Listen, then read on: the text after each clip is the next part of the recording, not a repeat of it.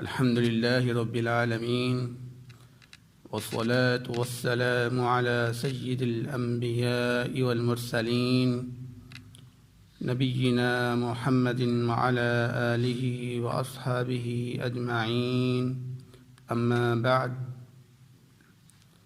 أعوذ بالله السميع العليم من الشيطان الرجيم بسم الله الرحمن الرحيم والسابقون الأولون من المهاجرين والأنصار، اور ہجرت کرنے والے اور انصار جو سبقت لے جانے والوں میں سے پہلے ہیں، والذین اتبعوہم بإحسان، اور وہ لوگ جنہوں نے نیکی کے ساتھ ان کی پیروی کی، رضی اللہ عنہم ورضوا عنہ، اللہ رب العزت ان سے راضی ہوگے اور یہ اللہ رب العزت سے راضی ہوگے، وأعد لهم جنات، اور اس نے ان کے لیے تیار کیا ہے باغات کو، تجری تحتها الانہار، جس کے نیچے سے نہریں چلتی ہیں، خالدین فیہا ابدا، وہ اس میں ہمیشہ ہمیشہ رہیں گے، ذالک الفوز العظیم، اور یہی بہت بڑی کامیابی ہے۔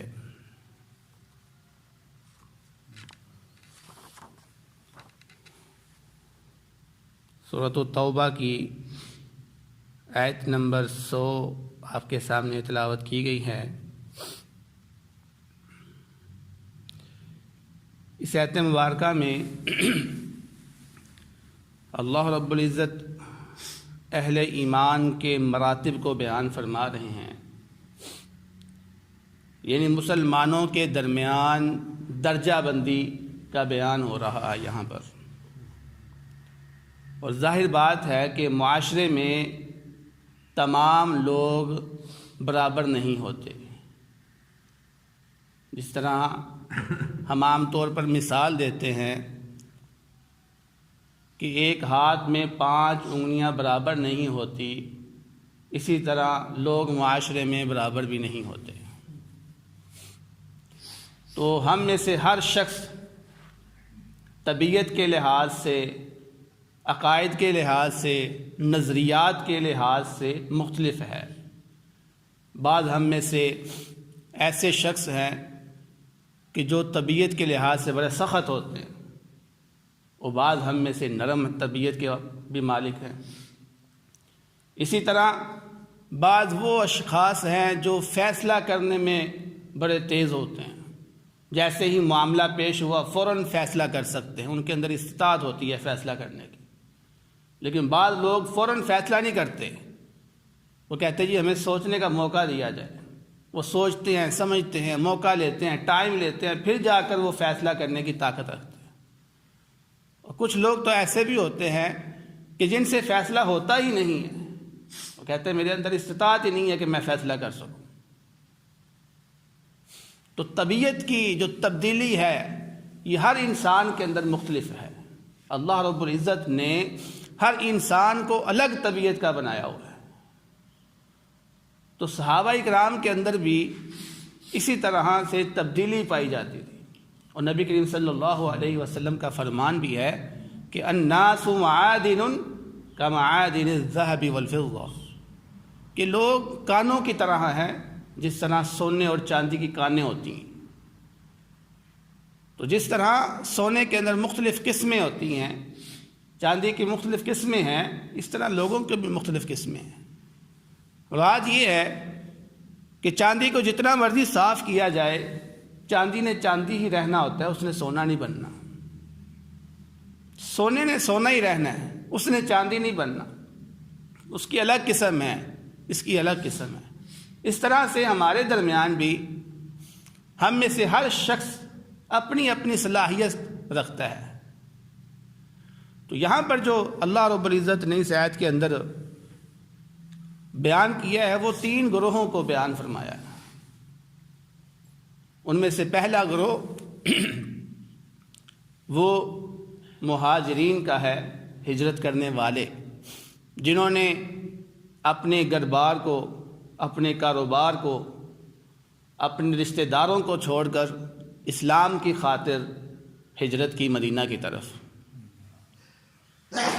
اور دوسرا گروہ یہاں پر انصار کا بیان فرمایا کہ جنہوں نے اسلام کی خاطر، اسلام کے لیے اپنا مال، اپنی جائیدادیں، اپنا کاروبار تمام کا تمام مسلمانوں کے لیے پیش کر دیا۔ تو یہ یہاں پر جو اللہ رب العزت نے بیان فرمایا ہے کہ السابقون الاولون، کہ سبقت لے جانے والے پہلے لوگ۔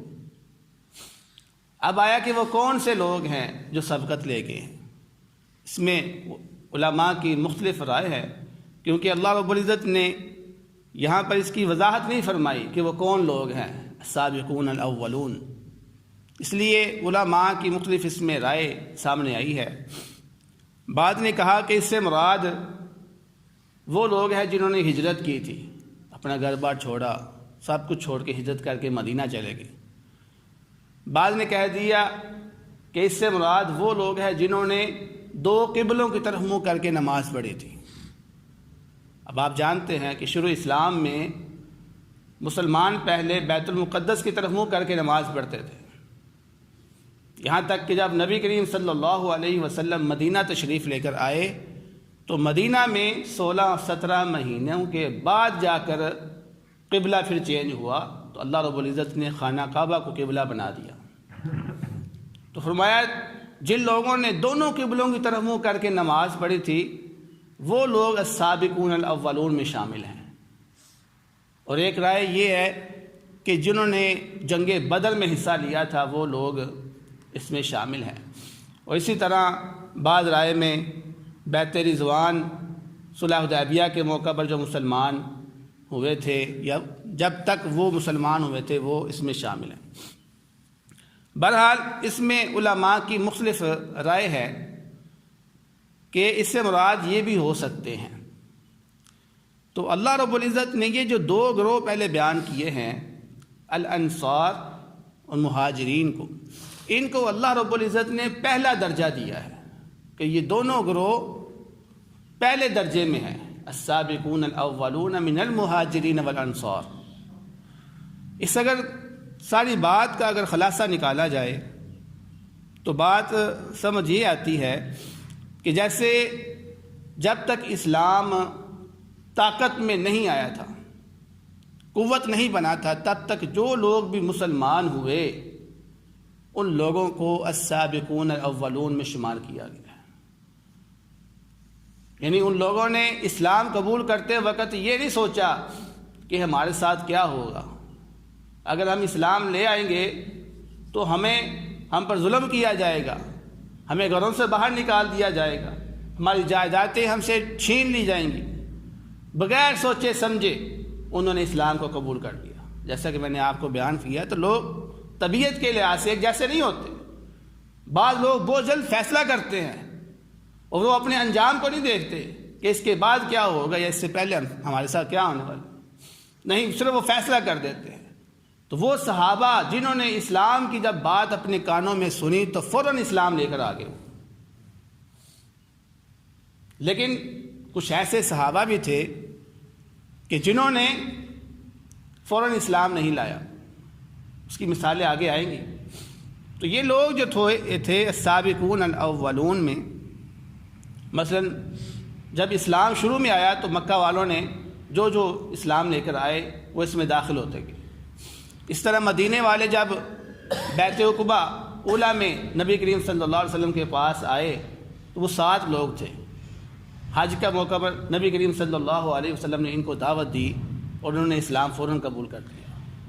اسی طرح اس سے اگلے سال پھر یہ 70 کی تعداد میں مدینے والے مکہ آئے اور اس کے اندر عورتیں بھی تھیں، انہوں نے پھر اسلام کو فوراً قبول کر لیا۔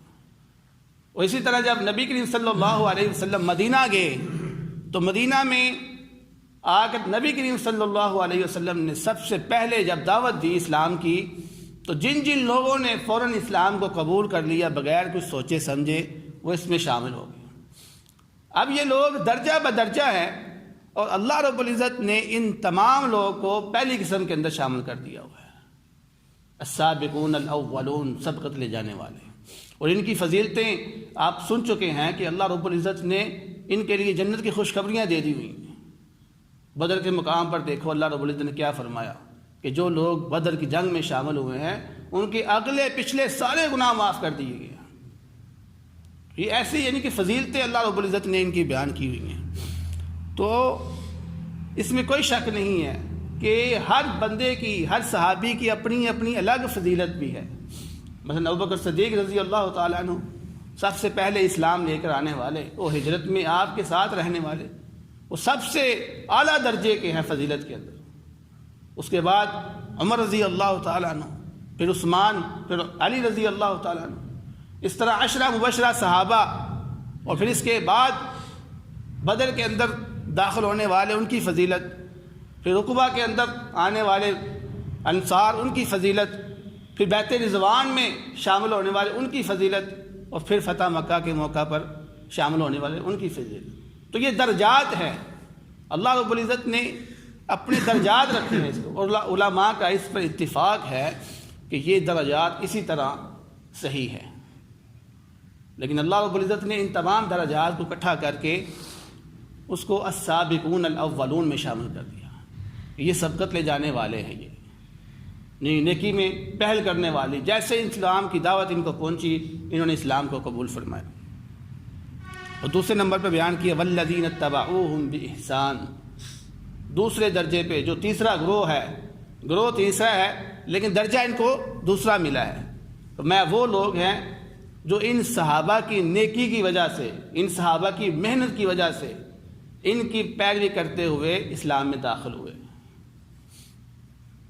یہ دوسرے درجے کے لوگ ہیں، جیسے کہ اللہ رب العزت نے سورۃ انفال کے آخر میں بھی بیان فرمایا کہ والذین آمنوا من بعد، وہ لوگ جو ایمان لے کر آئے ان کے بعد، وجاہدوا، انہوں نے جہاد کیا، معکم، تمہارے ساتھ، وہ دوسرے درجے کے۔